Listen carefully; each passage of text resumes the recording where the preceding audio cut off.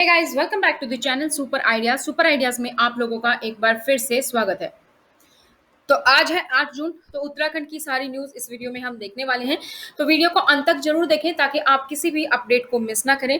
और इससे पहले आपसे एक रिक्वेस्ट, अगर अभी तक आप लोगों ने चैनल को सब्सक्राइब नहीं किया है तो चैनल को सब्सक्राइब करें ताकि बेल आइकन भी प्रेस कर लें। आप जैसे ही वीडियो अपलोड होगी उसकी नोटिफिकेशन आप लोगों को मिल जाएगी।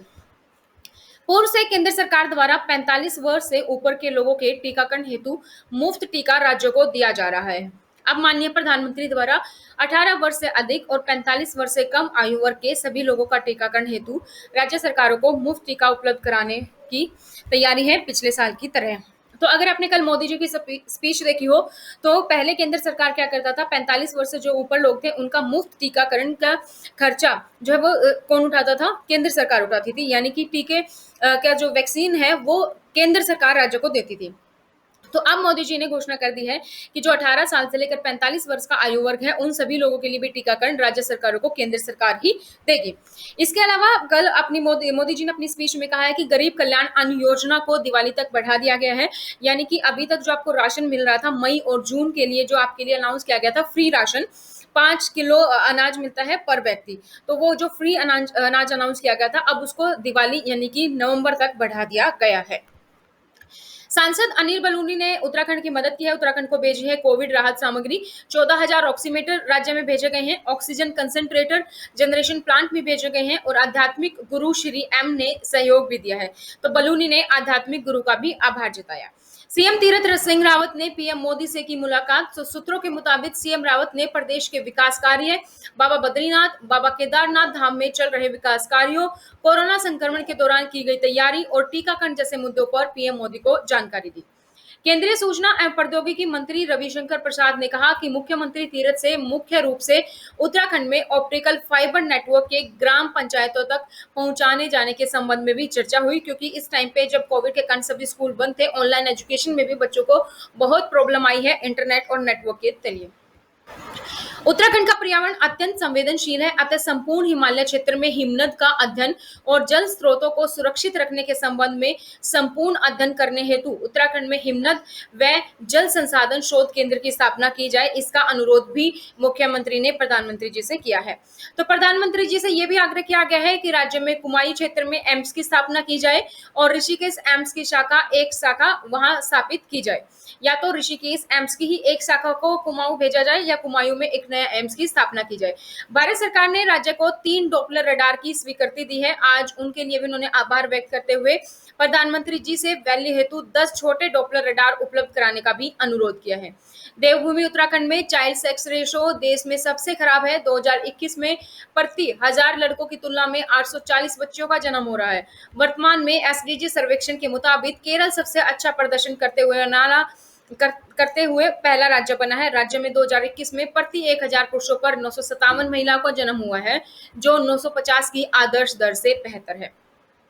सरकार ने 15 जून तक कर्फ्यू की गाइडलाइंस में संशोधन किया है। तो अब उत्तराखंड में खाद्य पैकेजिंग की दुकानें, कपड़ा, रेडीमेड गारमेंट, दर्जी की दुकानें, ड्राई क्लीनर्स, कांच की दुकानें, साइकिल स्टोर, औद्योगिक मशीनरी, मोटर पार्ट्स की दुकानें, क्रॉकरी की दुकानें, होजरी, इलेक्ट्रिकल्स और electronics parts, computer hardware, software, web designing, hardware, paint, sanitary, stone, बढ़ई, फर्नीचर और मर्चेंट की दुकानें 8 जून और 11 जून को 8 बजे से दोपहर 1 बजे तक खुली रहेंगी।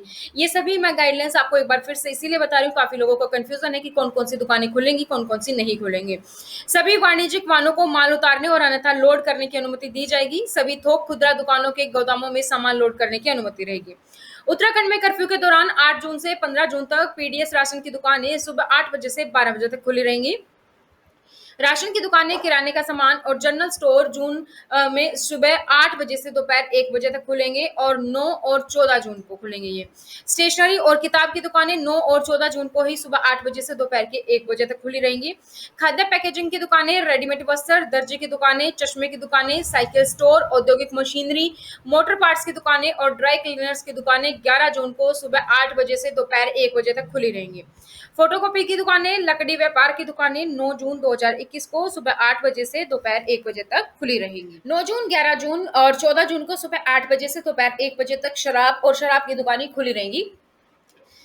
होटल, रेस्टोरेंट के जरिए सिर्फ खाने पीने की चीजों की होम डिलीवरी की इजाजत होगी।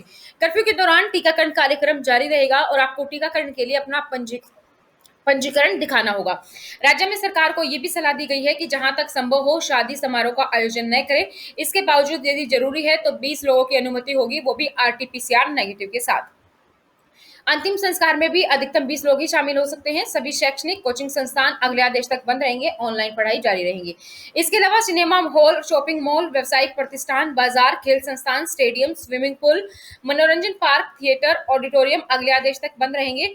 समस्त सामाजिक, राजनीतिक, खेलकूद गतिविधियां, मनोरंजन, शैक्षिक और सांस्कृतिक कार्यक्रम भी अगले आदेश तक बंद रहने वाले हैं।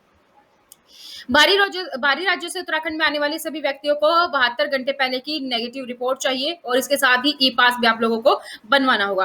राज्य में अस्पताल, नर्सिंग होम, क्लिनिक, टेलीमेडिसिन की शाखाएं खुली रहेंगी और बैंक दोपहर के 2 बजे तक सुबह 10 बजे से खुले रहेंगे।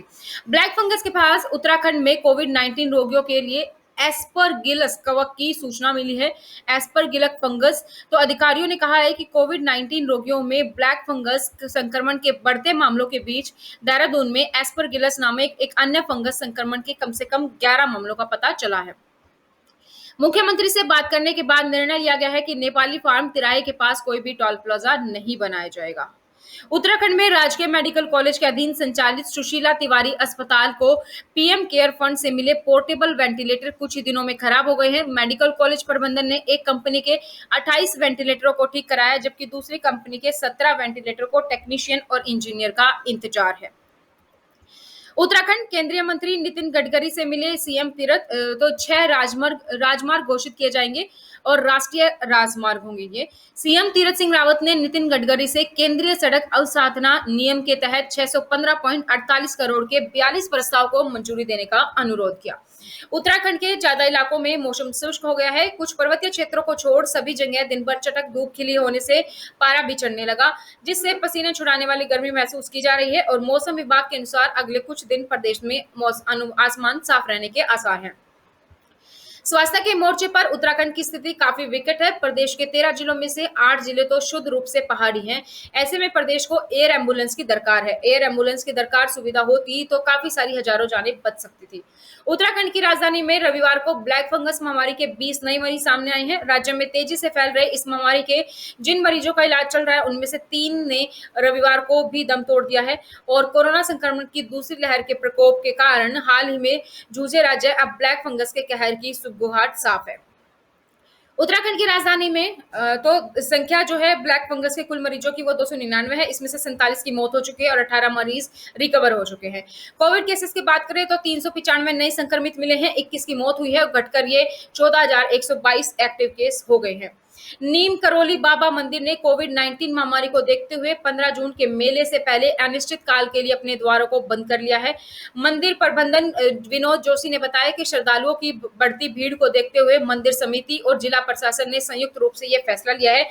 मंदिर अल्मोड़ा के रास्ते में कांची धाम में स्थित है। उत्तराखंड में बारिश का मौसम आने के बाद आफत शुरू हो गई है, तो गंगोत्री नेशनल हाईवे पर सुनगर में लैंडस्लाइड हुआ है।